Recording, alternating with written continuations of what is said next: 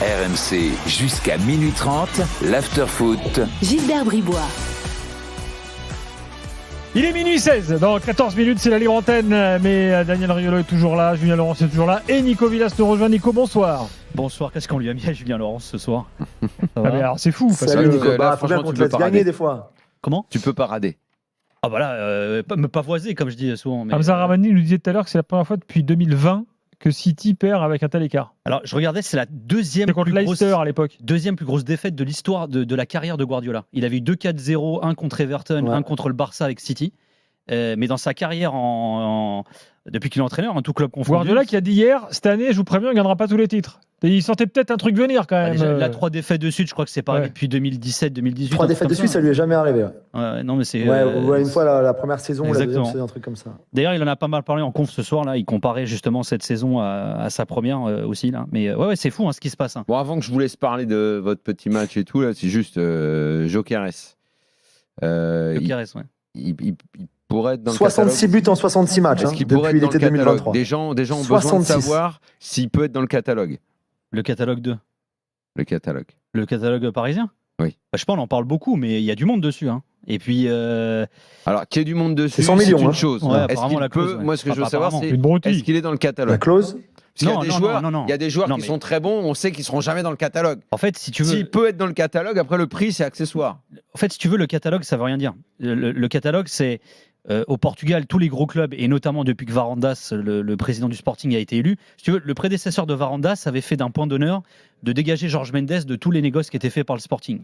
Ouais. Varandas est revenu et a dit: comment vous voulez, nous les clubs portugais qui vivons de la vente des joueurs, qu'on se passe d'un mec comme Jorge Mendes? Ouais. Jorge Mendes a remis un pied dans la porte au FC Porto. À un moment, il était un peu en bisbille avec Pinto da Costa. Au Sporting, il est revenu en force. Et si tu veux, Mendes n'a pas besoin d'être l'agent officiel d'un joueur pour que le transfert se fasse. Donc il peut atterrir dans le catalogue. Bien sûr, oui, il peut être dans le catalogue. Je le répète, le catalogue, ça veut dire quelque chose, contrairement à ce que tu as dit. Il y a des joueurs excellents en Europe, on sait très bien qu'ils ne seront jamais dans le catalogue PSG. Après, lui, il peut l'être. Oui, bien sûr.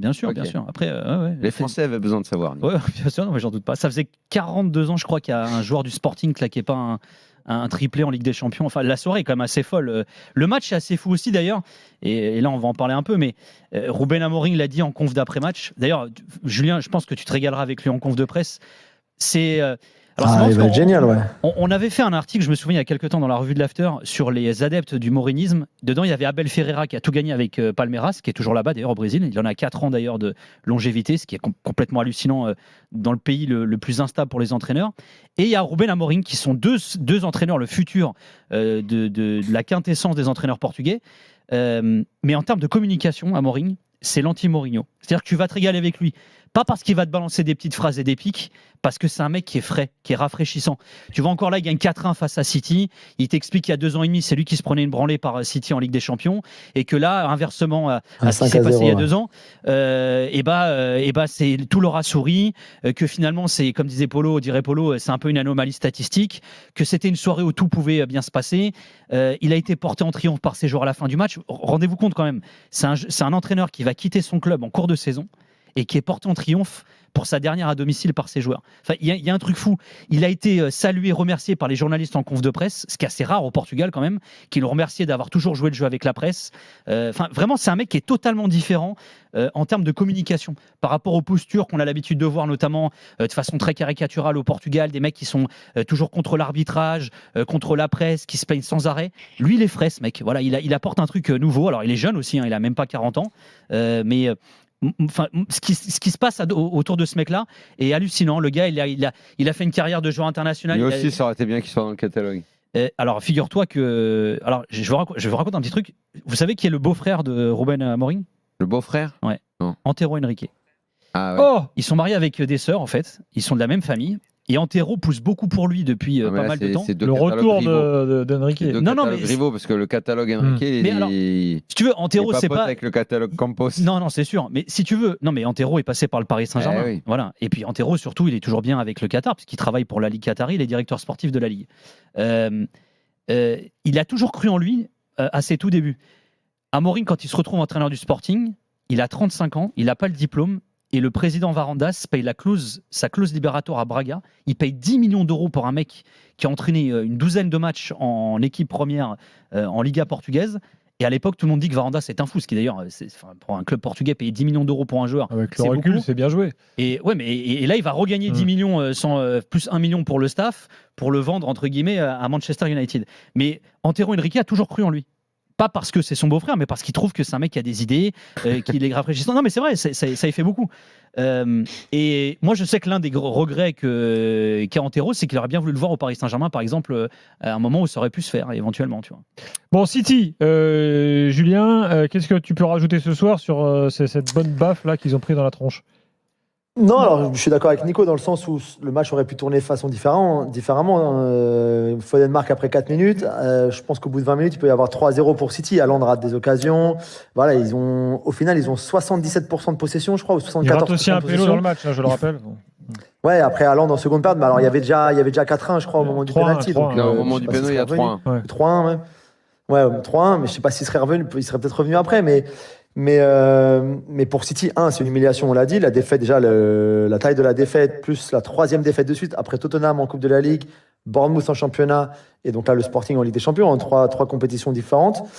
C'est vrai que ça aurait pu tourner différemment, sauf que ça n'a pas tourné différemment. Donc on reparle maintenant de l'absence de Rodri, et du fait que c'est une évidence que sans Rodri, alors on le savait avant, bien sûr, mais que Pep essaye de compenser, essaye de trouver des solutions, de mettre d'autres joueurs là, ça marche pas. Défensivement, ils sont quand même à la rue la plupart du temps. On l'a vu déjà, Gyökeres manque une grosse occasion à 1-0. Oh là là, oui, contre un gardien. Le massacre. Ouais, le premier. Alors le deuxième, il le finit bien. Le premier, il doit marquer aussi. Il y a les erreurs qui coûtent les pénaltys. Enfin voilà, c'était la seconde période. Le début de seconde période, en 3 minutes, ils prennent 2 buts, c'est une catastrophe.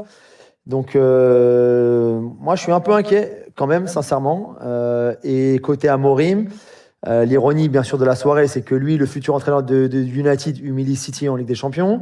Il a refusé de parler anglais, alors que les journalistes anglais squattent ses conférences de presse depuis l'annonce du transfert, encore hier, lors de la conférence de presse d'avant-match. Il a un peu parlé anglais. En disant, s'il vous plaît, juste... Ouais, ce soir un petit peu, mais hier, c'était juste on a besoin d'une réponse, 10 secondes. Et donc, à chaque fois, il voulait pas. Mais il a aussi dit un truc de très intéressant hier pour revenir sur le point que Nico faisait sur ses conférences de presse. Hier, il a dit, si demain on se fait battre par City, les attentes à United vont baisser. Les supporters vont voir que voilà, je suis pas non plus, je fais pas des miracles.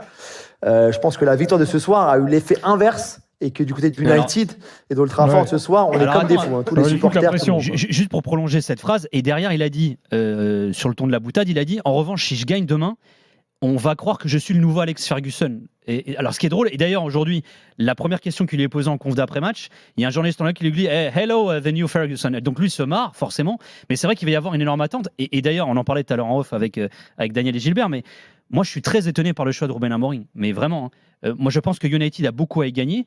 Lui, il quitte un club. D'ailleurs, il le dit ce soir après le match. Il dit il y a un journaliste anglais qui lui dit vous vous rendez compte qu'après cette victoire à United, on va se dire maintenant, va falloir taper City. Il dit mais attendez, moi, j'ai conscience d'un truc. C'est que mon équipe à United pourra pas jouer comme mon Sporting ce soir. On pourra pas jouer de façon aussi défensive. Il est très lucide aussi par rapport à ça. Et quand il a annoncé son choix de façon officielle de partir à United, lui dit moi, je veux vivre le contexte que vit actuellement Manchester United. Et il dit, moi, on lui a demandé aussi si finalement ses joueurs allaient lui manquer. Il dit, mais moi, mes joueurs vont plus me manquer que moi, je vais manquer à mes joueurs, parce que mes joueurs du Sporting ont plus de certitude que moi, je vais avoir de certitude à Manchester également. Enfin, pour moi, c'est un vrai pari de sa part. C'est hyper osé ce qu'il a fait.